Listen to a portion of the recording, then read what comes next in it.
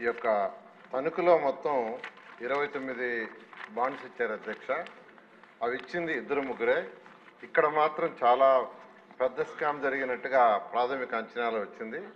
ACB enquiry చేస్తున్నాం, అది కూడా రిపోర్ట్ తొందరలో వస్తుంది. ఇక్కడ 4,500 రూపాయలు స్క్వేర్ యార్డ్ ఉంటే, స్క్వేర్ యార్డ్ 4,500 ఉంటే 1.4 కిలోమీటర్ దూరంలో ఉండే ఒక ఇంటి నెంబర్ వేసి అక్కడ 22,000 ఉంది, దాన్ని చూపించారు.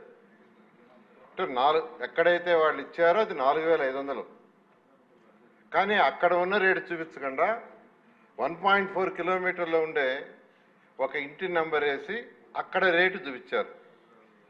దాంతో దీని విలువ అబ్నార్మల్గా పెరిగింది.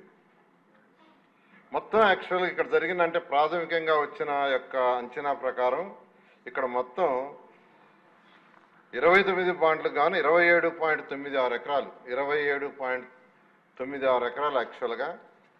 దానికి అక్కడ ఉన్న వాల్యూ ప్రకారం అయితే 63 కోట్ల రూపాయలు ఇవ్వాలి. 63,24,00,000.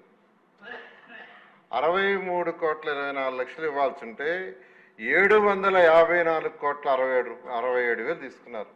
67 లక్షలు.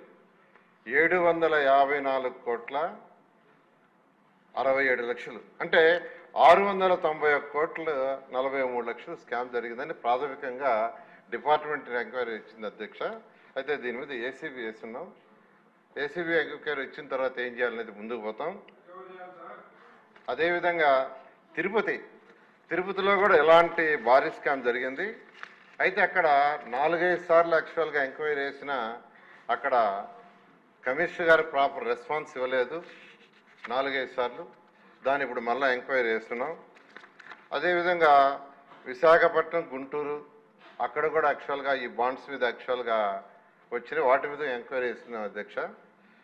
ఇప్పుడు వరకు ఇచ్చిన కంప్లైంట్ అయితే తణుకు, తిరుపతి, గుంటూరు, విశాఖపట్నం. చెప్పండి. పూర్తిగా అవునండి, రిప్లై అయిన తర్వాత కావాలంటే క్లారిఫికేషన్ తీసుకుంటారు. సో ఇంతవరకు యాక్చువల్గా ఈ 4 ప్లేసుల్లో యాక్చువల్గా మనకు కంప్లైంట్లు వచ్చినాయి, వాటి మీద ఎంక్వైరీలు వేస్తున్నాం.